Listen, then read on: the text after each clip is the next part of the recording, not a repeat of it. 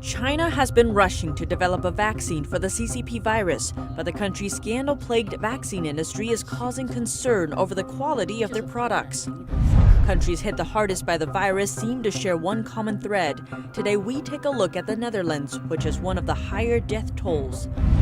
China once boasted about its plan to recruit foreign intelligence to its shores, but after the program came under fire by the FBI, all trace of it has vanished from Chinese search engines. A social media post by the editor-in-chief of Chinese state-controlled Global Times is sparking debate online. And over 13,000 people looking to hold the Chinese regime accountable for the pandemic. Hear from a plaintiff who's looking for the truth and justice. Welcome to China in Focus. I'm Tiffany Meyer. The Chinese Communist Party has been using the Thousand Talents Plan to recruit large numbers of overseas scholars. But recently, all trace of the program has vanished from the Chinese internet. Even Baidu, the biggest search engine in China, shows nothing. There's no official explanation from the Chinese regime, but some overseas Chinese language media have linked it to an FBI crackdown and investigation of people on the participant list. The media say the Chinese regime is worried the Thousand Talents Plan list will become a most wanted list. China started the program in 2008 to recruit Chinese expats and foreign scientists to work in China so that they can bring new knowledge to China via various means. A decade later, in September 2018, the FBI began investigating the Thousand Talents Plan. A Chinese scientist, Zheng Xiaoqing, a participant in the program, was arrested and prosecuted in the U.S. on charges of economic espionage and conspiring to steal sophisticated turban designs for the Chinese regime. A biological engineer and professor in Virginia, Zhang Yiheng, was found guilty of conspiring to commit fraud, making false statements, and obstruction. And the head of Harvard's chemistry department, Charles Lieber, was charged with lying to the Department of Defense about his participation in the Thousand Talents Plan and covering up his acceptance of Chinese government funds. Prosecutors say Lieber also lied about his ties to the Wuhan University of Technology. Under his contract with the Wuhan University of Technology, Lieber would receive a $50,000 monthly salary plus $158,000 for living expenses and $1.5 million to establish a research lab at the university. Now, internet searches for this program show no results, but China analyst Tang Jingyuan told us the Chinese regime hasn't stopped the Thousand Talents Plan. The U.S. is paying close attention to the Thousand Talents Plan. Investigations are very intense, but after this period has passed, the Chinese regime may restart the program. According to Tang, even if they pause from time to time, the Chinese Communist Party will never give up on destroying the U.S. Since the Chinese Communist regime was founded, it's had a long-term goal of targeting the U.S. It regards the U.S. as an arch-enemy. For all these years, no matter how the China-U.S. relations have changed, one thing remains the same. The Chinese Communist Party wants to infiltrate the U.S., destroy it, and hollow it out. This goal will not change. Tang said the Chinese regime has been using different means to achieve this goal. Tensions between the U.S. and China have never been higher. The editor-in-chief of the Global Times, a Chinese state-controlled newspaper, said given America's rising strategic ambitions and desire to target China, China needs to increase its number of nuclear warheads to over 1,000 to strengthen its nuclear deterrent. He added his online post received over 60,000 likes from Chinese netizens. One netizen described the tweet as something like a senior 50 Cent Army member would write, boosting his ego on Chinese social media so that his 50 Cent Army apprentices can like it. 50 Cent Army is a term for internet trolls who are hired by the Chinese Communist Party to manipulate public opinion. They get paid 5 mao, or about 13 US cents for each post. Reportedly, they got a raise recently from 5 mao to 7 mao.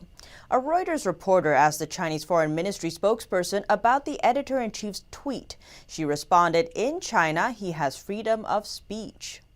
Yesterday, we showed a video of an empty shopping mall in Wuhan. Most of the business owners there have canceled their leases. This May 8th video shows a subway station in Wuhan. It's hard to maintain social distancing. According to local media, there are 80% fewer people traveling with Wuhan compared with before the outbreak. Wuhan hasn't reported any new cases in the past month, but the figure can't be verified. Many citizens are concerned about asymptomatic cases. Federal officials withdrew approval for more than 60 Chinese manufacturers exporting face masks to the U.S. The FDA found a large number of their products didn't meet quality standards. Last month, it decided to allow imports from manufacturers whose masks hadn't been tested by U.S. authorities, but had been reviewed by an independent lab. This decision has now been reversed, the FDA cutting the number of approved mask makers in China from 80 to only 14. China has been touting its success in the race to develop a vaccine for the CCP virus, commonly known as the novel coronavirus.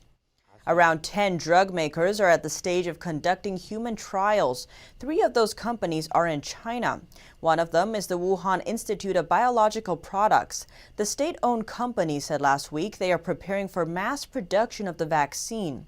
But for some, this doesn't sound like good news.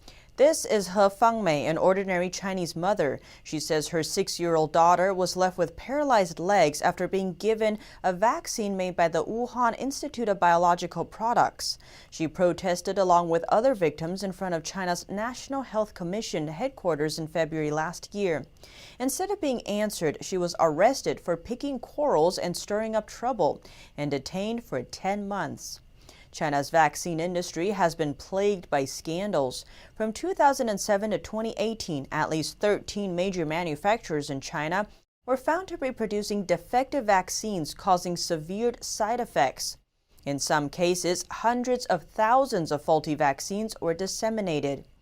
In 2013, a Chinese journalist made a documentary, Vaccine Wounds, highlighting nearly 100 children who became paralyzed or mentally disabled after being given bad vaccines. Authorities have generally taken little action against the offenders. In some cases, companies simply changed their name and continued to operate as normal. Meanwhile, whistleblowers and parents who spoke up were often punished. For example, in 2010, a journalist revealed that over 100 children in Jiangxi province either died or became sick after being given vaccines. The article sparked huge public outcry in China. Provincial officials denied there were any problems with the vaccines. Meanwhile, parents demanding answers were threatened by authorities not to make small troubles.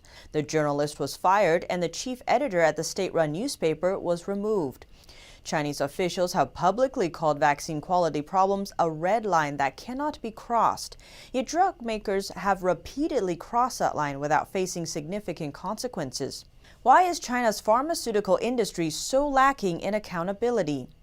Because all the major players are either state-owned companies or companies owned by people with close ties to high-ranking Communist Party officials. The Wuhan Institute of Biological Products, that's currently developing a virus vaccine, has been involved in multiple scandals. The most recent one was in 2017. Over 400,000 DTP vaccines were found to be defective. Children in China can't start school without being given the DTP vaccine cocktail for diphtheria, tetanus, and whooping cough. The scandal provoked anger and panic among Chinese parents. The Wuhan company produces 80% of China's DTP vaccines. State authorities stated the contamination was caused by a rare accident and that 99.6% of China's vaccines pass inspection. Fines were imposed and company officers were allegedly punished, but no details of the actions were ever given. There has also never been reporting on what happened to the children who received the vaccines. Some Chinese officials have been removed from their positions in the wake of scandals, but very often they are later given a new position. For example, Sun Xianze, responsible for drug safety during the DTP scandal, was in charge of food safety during the 2012 scandal involving contaminated baby formula. Chen Bingzhong, a former senior official from China's National Health Commission, said it's ironic that China claims to be leading the race to find a vaccine in the current pandemic. He says toxic vaccines have harmed or killed tens of thousands of children in China. Yet there's a lack of punishment, compensation, or apology. So this is the precedent we are looking at here. Now China is again developing vaccines. How can it be trusted? Since being released from prison, He Fangmei has continued seeking justice for her paralyzed daughter. On Wednesday, she walked to Beijing to appeal to the authorities. I'm so tired. My legs are shaking. On the road, I passed through many villages. I was very scared. There are graveyards on my way, and wild dogs chase me. Sigh, I don't know how to describe my feeling.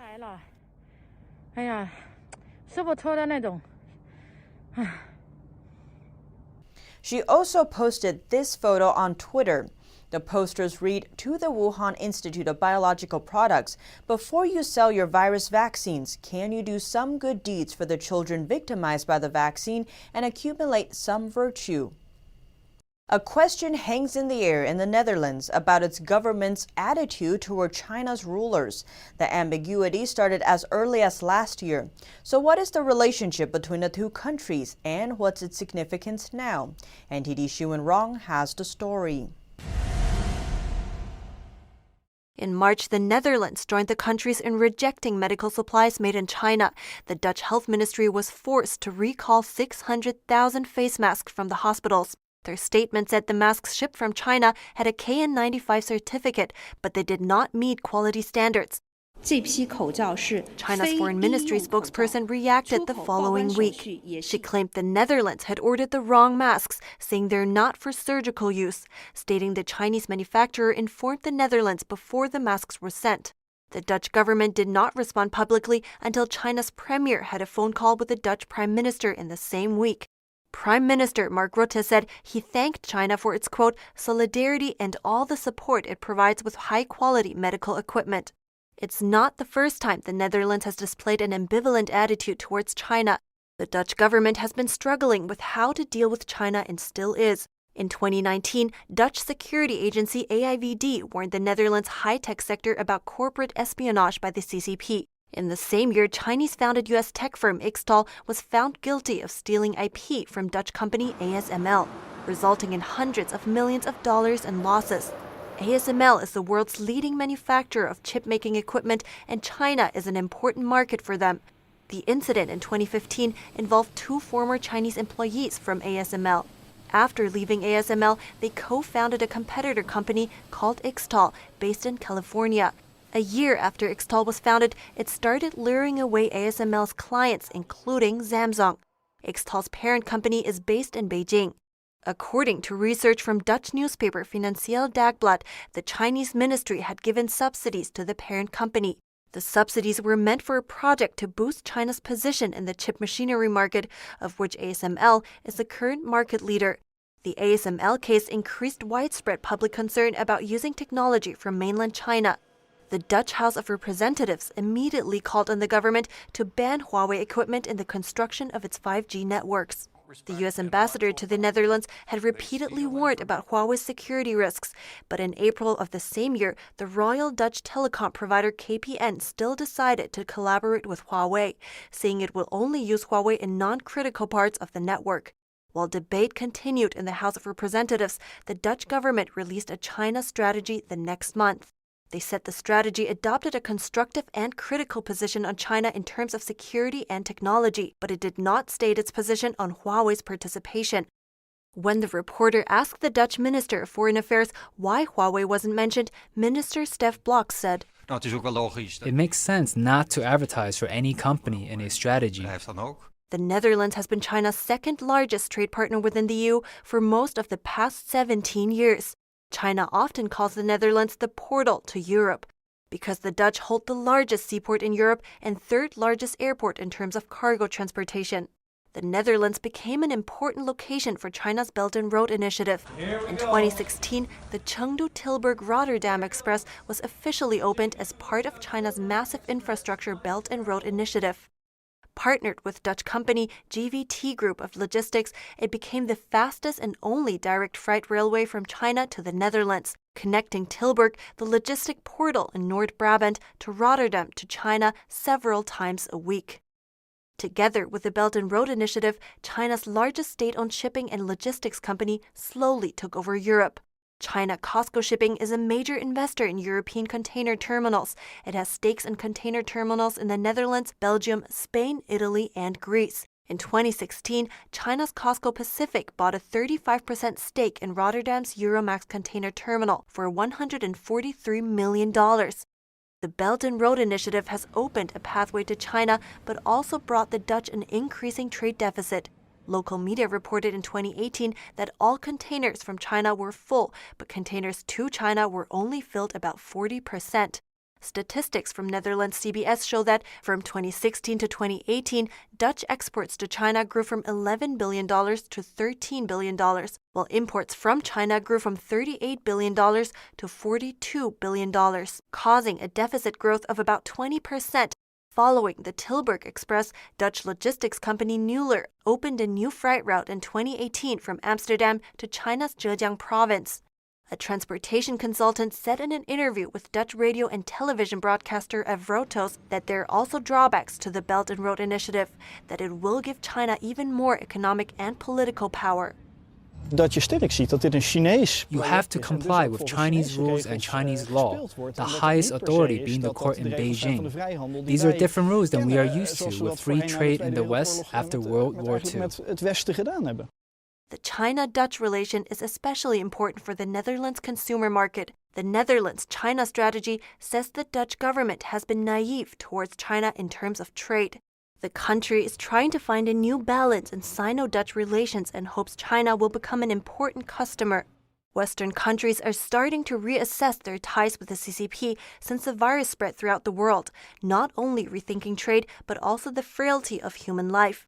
Meanwhile, Beijing is trying to leverage its trade relations to gain dominance in the world. Though the Netherlands, with a population of 17 million, has one of the highest death rates from the CCP virus, parliamentary debates have not emphasized holding China accountable. Yet, since the outbreak, the Netherlands' relationship with the regime has been changing. As of today, our office name into Netherlands Office Taipei. On April 28th, the Dutch delegation in Taiwan changed its name from Netherlands Trade and Investment Office to Netherlands Office Taipei, which is Taiwan's capital city. The same day, China's ambassador to the Netherlands sent out a solemn reminder to the Dutch government, warning about issues in adhering to the One China principle, saying the new name will hurt Sino-Dutch relations. China's foreign ministry also requested the Netherlands strictly abide by the One China principle, correct wrong practices, and take concrete actions to safeguard the overall situation of bilateral relations. Since then, China has been threatening to withhold medical supplies from the Netherlands. A Dutch researcher from the Klingendale China Center says, although the Netherlands depends on China for medical devices in the fight against the virus, it will not be beneficial for China to argue, while it is already taking a lot of criticism as a result of how the regime has handled the virus crisis. Reporting by Shuwen Rong, NTD News. And in other news, top officials from the U.S. and China spoke on the phone last night. Among the topics discussed, the Phase 1 trade deal signed in January. This as tensions surged between Washington and Beijing over the origins of the CCP virus or coronavirus. U.S. Treasury Secretary Steven Mnuchin and U.S. Trade Representative Robert Lighthizer spoke to Chinese Vice Premier Liu He over the phone last Thursday. They addressed trade relations between the two countries, a topic that's been largely overshadowed in recent months by the virus pandemic. According to the Office of the U.S. Trade Representative, both sides agreed that in spite of the current global health emergency, both countries fully expect to meet their obligations under the agreement in a timely manner. The office added both nations also agreed to maintain communication. Statements from both countries revealed the officials also spoke about the economy and public health issues. The U.S. and China, two of the world's largest economies, have been locked in a bitter trade war since 2018, raising tariffs on billions of dollars of each other's imports until tensions appeared to relax after signing the Phase 1 deal. But the reprieve was short-lived, as concerns over Beijing's handling of the virus erupted. The two countries have not yet announced a timeline for further trade negotiations. In a class action lawsuit, over 13,000 people are looking to hold China accountable for the pandemic. Reasons for suing range from financial harm to the loss of life. NTD's Miguel Moreno has more from a plaintiff who said he wants the truth and justice for the aunt he lost. What sounds best to you tonight? 86-year-old Lenora always wore plaid. I like food, period. Due to growing health complications, she and her twin Loretta were admitted to a nursing home in Washington state. But earlier this year, the CCP virus invaded that facility, infecting them both. Lenora died, and now their nephew, Ray Bodine from Texas, has joined over 13,000 plaintiffs in a lawsuit looking to hold China financially accountable for the pandemic. Really, Miguel, we did it to find the truth because this pandemic has affected all of us, all of our families. They're my aunts, they're, your brothers and sisters. So I feel it's very important for us to find the truth in all this. Lenora died on March 23rd and turned out positive in a post-mortem. Loretta tested positive for the virus on the 10th, but since then she's been symptom-free. They used to be Catholic nuns, and although Loretta suffers from dementia, Ray said she has some recollection of what happened to her sister. But just with the side effects of dementia, in speaking with Loretta, sometimes she understands that her twin Lenora is now with the Lord, and then there's some days that she believes that Lenora is just out for a while. Ray joined the lawsuit after hearing about it from his brother in Florida. There, the Berman Law Group is heading the case, accusing China of deceptively downplaying the outbreak. They say up to thousands of potential plaintiffs are inquiring daily, wanting to hold China accountable. Miguel Moreno, NTD News. California easing up on some retailers today, but restaurants remain closed. And one sheriff there publicly announcing he won't enforce the lockdown orders. In California today, retailers are starting up their businesses in a new way. With adaptations, all with modifications, but all with an eye on turning the page and moving into a new phase in terms of our economic recovery. For many stores, it's curbside pickup only for now. It's a tactic many states have adopted in an attempt to strike a balance between a healthy society and recovering economy. Still under stricter measures, restaurants there still can't reopen. Those that do now risk losing their liquor license. But enforcing the rules may get more difficult. That's after Sheriff Chad Bianco publicly announced he refuses to enforce the order. He commands the second largest sheriff's department in California. Moving to other states, Hawaii's police force is cracking down on travelers. Tourists who don't self-quarantine are being arrested. And elsewhere, Maryland and New Jersey are reopening beaches today. Parks and beaches, while you've got to manage the distancing and the capacities, are easier lifts to manage than, say, congregating closely inside, and that's still a ways off. New Jersey is the second hardest hit in the nation, second only to New York. Despite that, the governor says his state is making enormous progress. Melina Weiskup, NTD News. As global supply chains fracture and the threat of food shortages looms, the president wants to strengthen the domestic fish industry. America imports over 85% of its seafood, making it heavily reliant on countries like China for supply. President Trump signed an executive order Thursday to strengthen the United States fishing industry. The U.S. currently imports over 85% of its seafood. This includes fish that are caught in the U.S. but then shipped abroad for processing before being imported back again. This has resulted in an annual seafood trade deficit of more than $10.4 billion. The president now wants to build the domestic industry to help the economy and American workers. There's also the issue of food security. Global lockdowns have highlighted how fragile supply chains can be. China is currently the world's largest seafood producer and supplies much of what Americans eat. U.S. officials want to reduce the country's reliance on China after the Chinese regime's deceitful actions during the pandemic. The U.S.'s largest seafood trade partner, China ranks worst among the countries producing illegal and unregulated seafood. The president's order will target this type of illegal behavior. It will also hold imported seafood to the same quality standards as domestic produce, safeguarding the health of the American people. In our business roundup, both the U.S. and Canada suffer record job losses in April. Uber loses $2.9 billion and offloads its bike and scooter business. And Google employees are told to work from home for the rest of the year. Data released today shows both the U.S. and Canada suffered record job losses in April. The U.S. unemployment rate jumped from 4.4% in March to 14.7% in April, the biggest jump in a single month on record. And 2 million jobs were lost in Canada, the biggest loss on record. An additional 1.1 million were temporarily laid off. Google employees have been told to work from home for the remainder of the year. It will open its offices for those who need to come in June or July. Facebook made a similar announcement earlier today. Uber stock jumped today, even after announcing a $2.9 billion loss yesterday. The company's CEO says the company is already seeing a recent uptick in business. It's cutting $1 billion of costs, though, and has also offloaded its scooter and bike-sharing business. Oil prices are up 5% today. It's the second week of gains as lockdowns are lifted and demand increases. The number of rigs operating in the U.S. has hit a record low. They're trying to save costs and also keep prices high by reducing supply. And tragically, a 5-year-old boy passed away in New York City on Thursday. The child died from an illness linked to the CCP virus. New York Governor Cuomo said health officials are looking into whether the virus is a bigger threat to children than they thought. On Thursday, a 5-year-old boy passed away from a rare complication caused by the CCP virus. New York Governor Cuomo said his state's health officials are examining whether children might be at a higher risk than previously thought.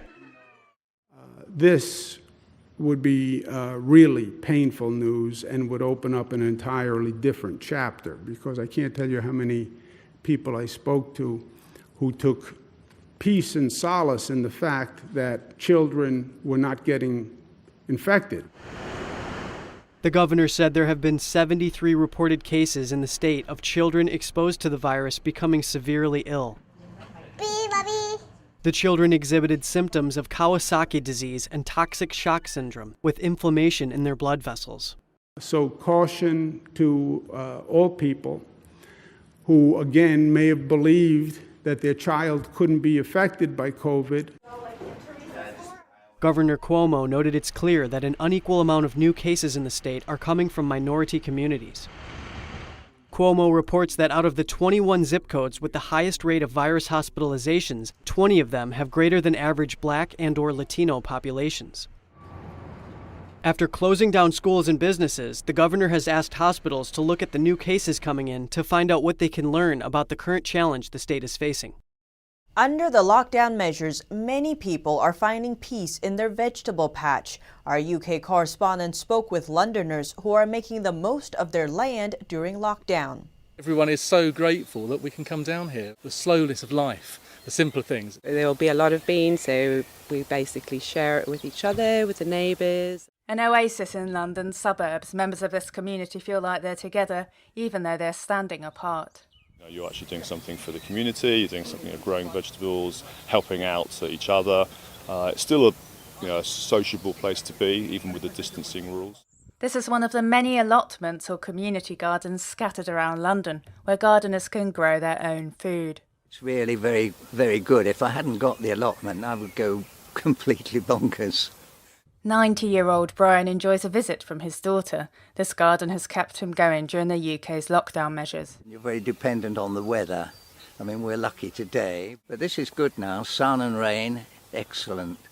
Looking after your piece of land takes time and effort. It's hard work. 60% of people fail. So out of the 10 people I let plots to, 6 give up within 3 months. But more people are taking an interest in growing their own food. The number of people on their waiting list has gone up to 30 since last summer, with interest continuing during the lockdown. The majority of the plots here are looking really good this year, partly because of the lockdown, but partly because we've got a waiting list and we can put more pressure on people to get their finger out. Some people, they just don't cultivate the whole of their plot. Once harvest season arrives, all of that hard work will come to fruition. As you can see up here, all the peaches are settled in. I give loads away.